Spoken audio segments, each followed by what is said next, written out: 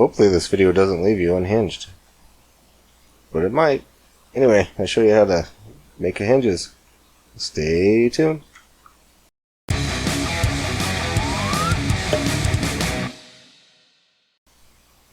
everyone, this is Kevin with Inventomark back again with another tutorial. And today I'm going to be doing a little bit of practical modeling practice. And I'm going to show everyone and teach everyone how to make hinges. Hinges are quite useful on a lot of things, and basically what it mainly depends on is what style of hinges you want to use. Typically there's just the basic normal one. That's what I'm going to show today, and show how it works. And the first thing you need to do is pick out what size of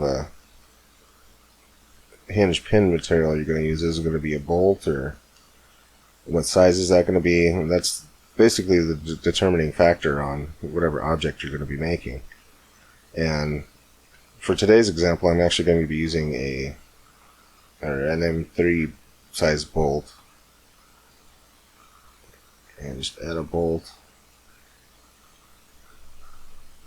Typically the ones that I use are the cap style. And I should make that 20 millimeters is the size that I have the most of, and the one that I use the most. Scale it up to 10 times the size. Actually makes it accurate. I don't know why it's 10 times smaller always with the blender units, but it's typically how it is. And so this little thing here, I'm just going to make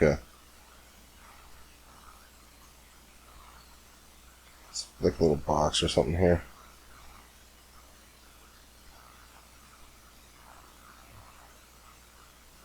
And let's go ahead and make two hinges here. So the box is going to have a lid. Just want to turn on the screen keys here. I keep forgetting about those. So the lid here, let's make that 2 millimeter lid with a box. Let's just make that 18.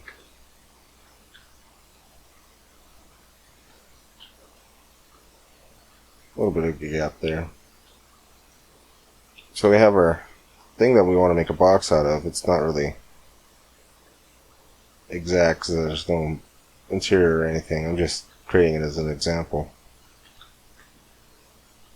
Actually, I'm going to up that to 64. One of these days I need to figure out how to change the default from 32 to 64. Because I never use 32, because to me it just looks choppy whenever you make a cylinder of any kind. I like it to be smooth as like possible, with still being relatively low polygon count. So here's the size screw that we want to use, or hinge pin basically. And typically I like to have at least 2 to 3 millimeters on each side. So if we take this, let's just move that to the center.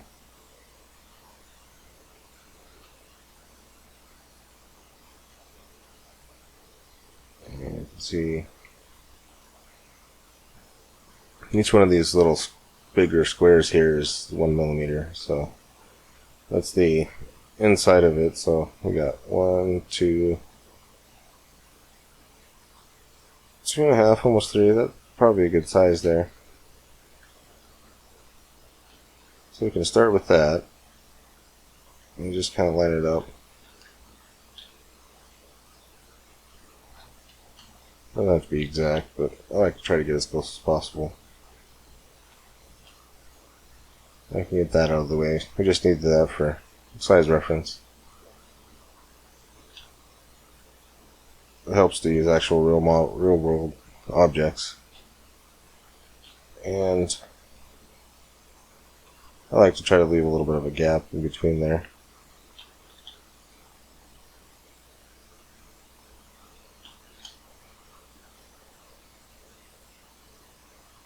If you look at most hinges, they either have 2 and then 1, or then 2 and then 2. I'm going to just duplicate that and move this over to the other side here.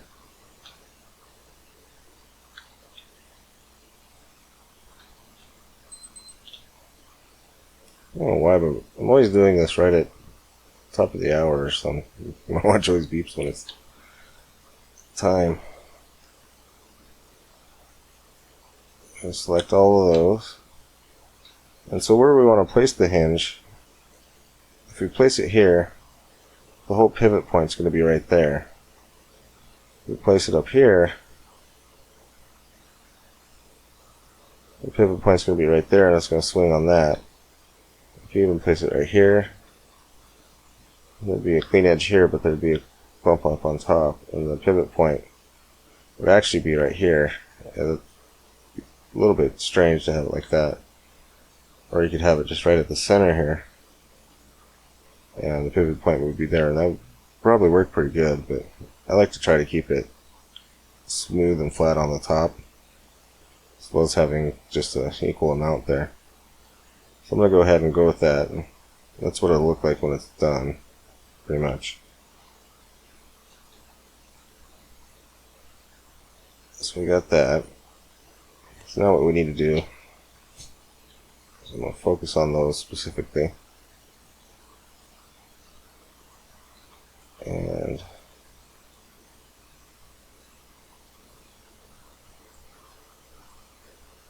I'm going to do is select all of these, and I'm going to select that. I'm going to duplicate all of these, and then I'm going to hide them all. So I'm going to be needing some of them later. So what I'm going to do is join those two. And the same. Join those two. Join those two. Join those two. So those two are together. And so we can actually join these two with these two. And these two with these two. So now we have equal sides there. So the first thing you need to do is, once you get everything lined up where you need it, and the ones that you want selected, I'm going to join those with this top one here, so like that, and Boolean union, and it is cylinder 4.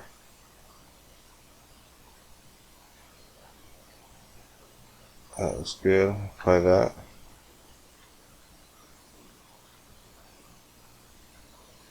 So that is now joined together, and that is just cylinder. Union. Looks good. Apply that.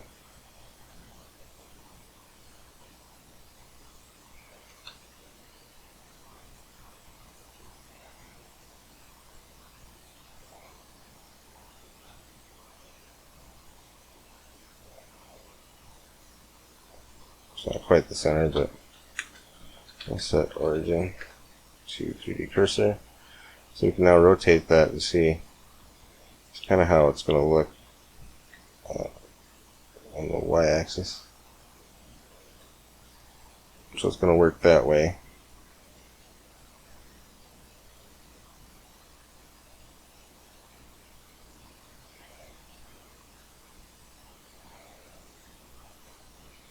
So what we need to do is unhide ones that we already had.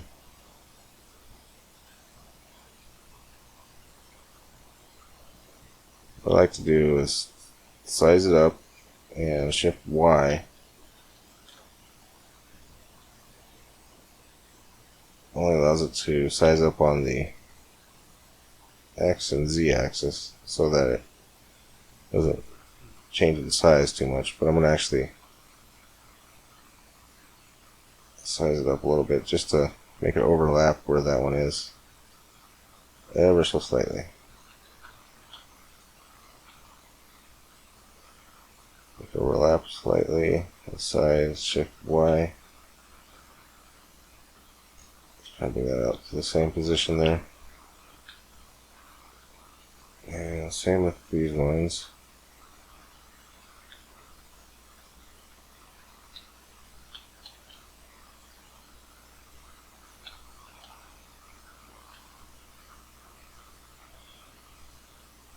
Slice it up.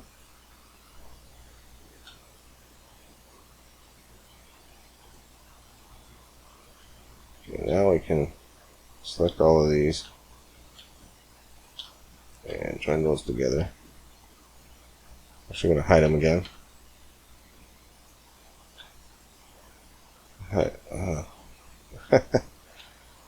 Having selecting issues today. Hide those as well. So what I want to do before I go any further is actually I'm going to unhide everything. So we got the center.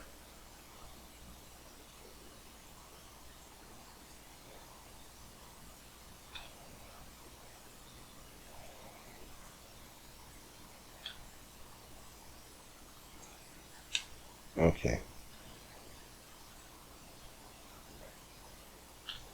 We want that selected, so that's in the center of all of those. So we're going to add another cylinder. This time it's going to be 3.25, slightly bigger than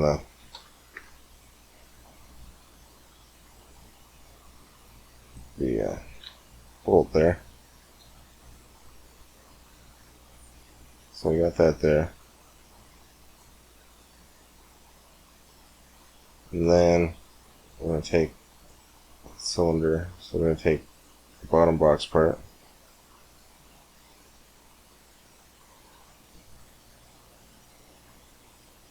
And that looks good.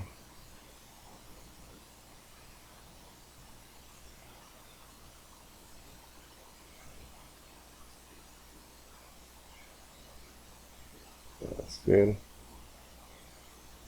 I have to delete that.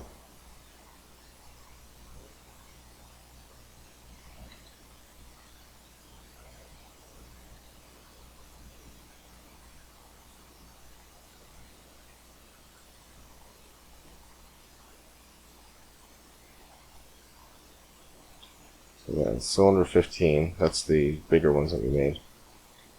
Moving difference, cylinder 15. So it's going to cut out the spaces that we need from that object there. So see, by making those bigger and removing it, we got the little angle there, and that smoothly guides along that. So what we need to do now, just doing something goofy. That is not normal. I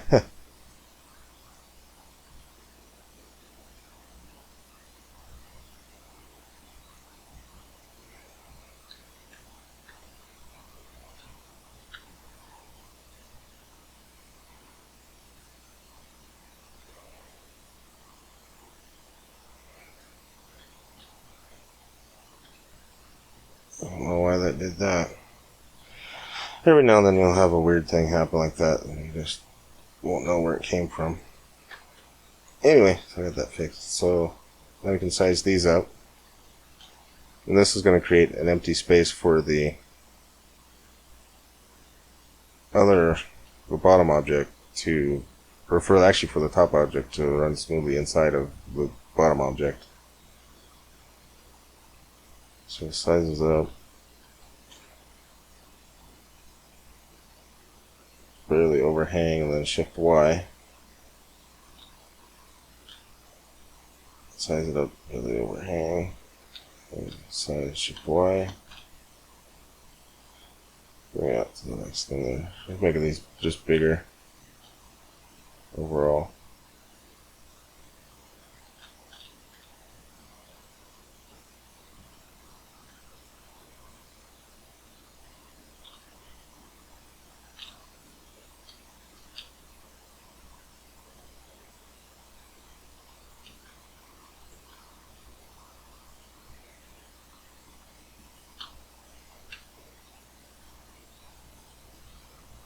Okay, join those together.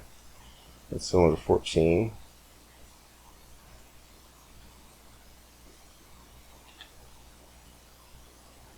And hopefully it looks good. Apply that. So now, I'll just double check here. See one little boo-boo I did there. I created the hole in that part of the object that probably wouldn't need there. You really only need to do it in the cylinder part. So you can see all the way through it. It rotates well there.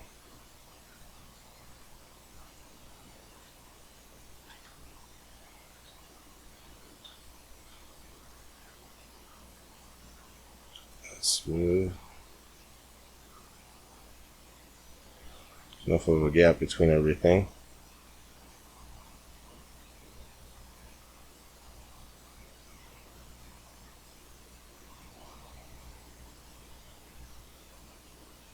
Okay, so excuse me. So it looks like everything would match up just fine without any problems that I can see initially here.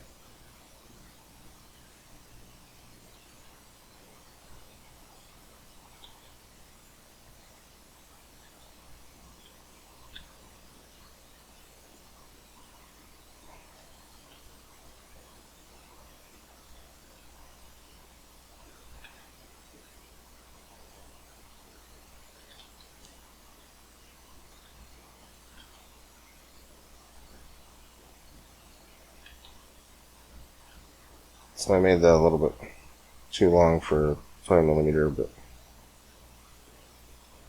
probably have to use like a 40mm, but you can put it in there. So when you put it in, the bolt is sticking out like that. But what you can do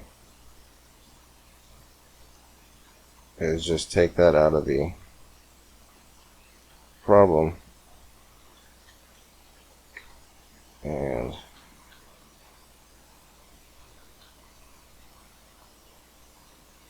size that up. Just have it recessed a little bit.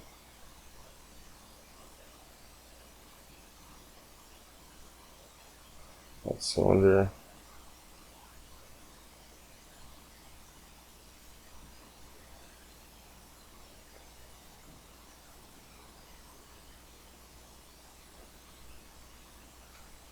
And so you get that recessed in there, so you got the bolt one all the way. And that should work. And origin the 3D cursor. Same thing with this one.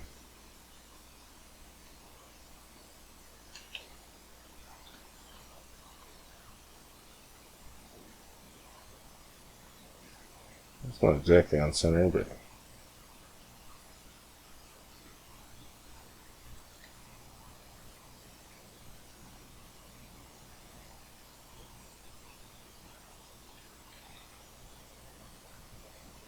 we'll open all the way up until about there.